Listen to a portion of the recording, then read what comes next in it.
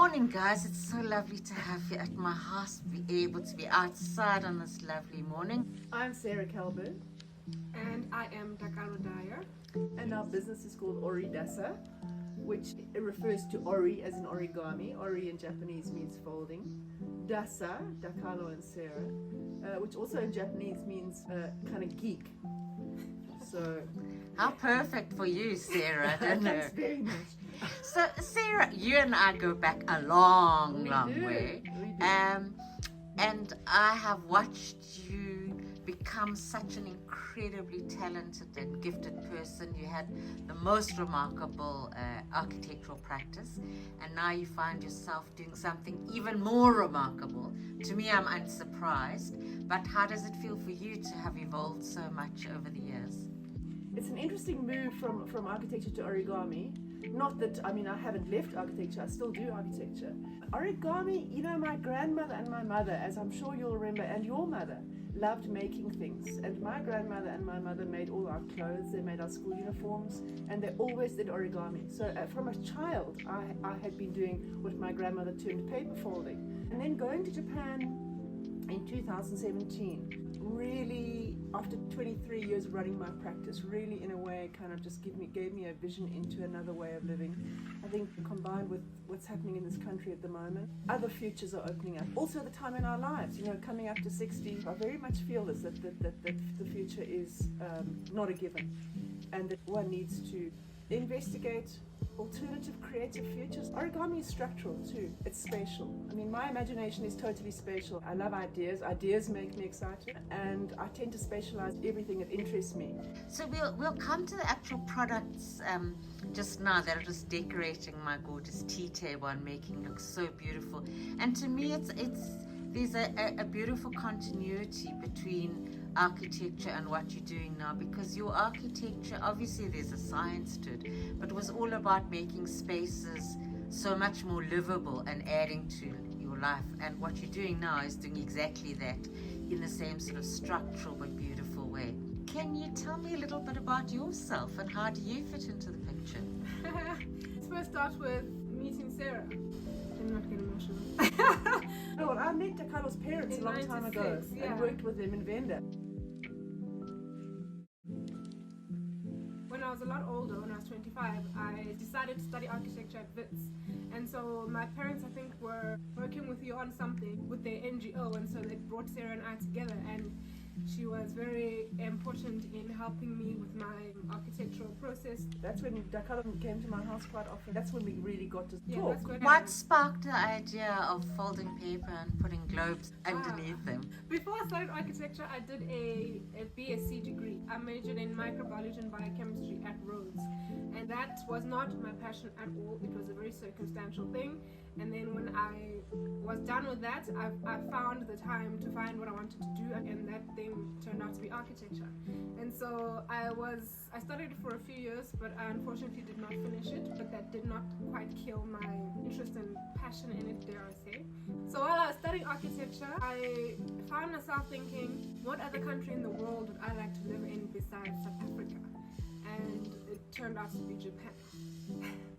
So that was our second connection. Yes, our second connection Was about Japan and the fact that we were both learning Japanese, unbeknownst to each other.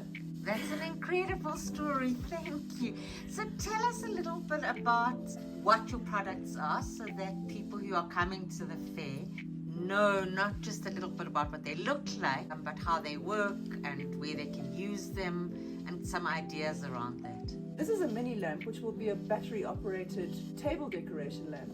But this form, in fact, is known as modular origami. It was designed by a very famous Japanese origami designer called Tomoko Fuse.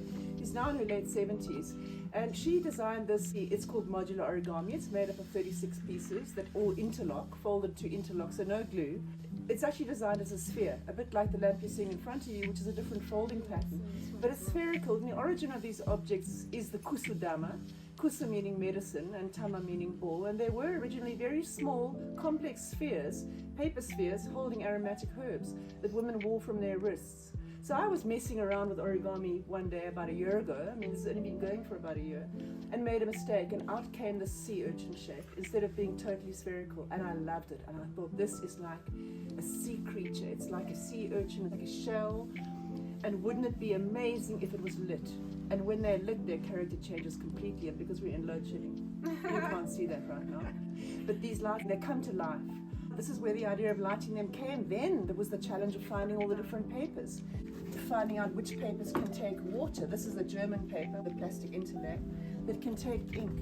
These are not typically made to take light, so putting light into them became a major challenge. And then of course the addition of colour, which we are doing by hand inked papers. We need to start with a translucent paper. Very difficult to find any translucent coloured paper in this country. That's actually what it looked like, yeah. So is the white one the is base, natural. Yes. the natural colour, and the then base one. you dip these in?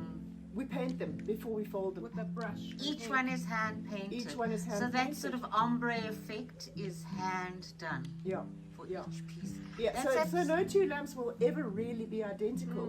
Specifically in these sea urchin ranges, the pink lamp that you can see in front of you, each piece is slightly different.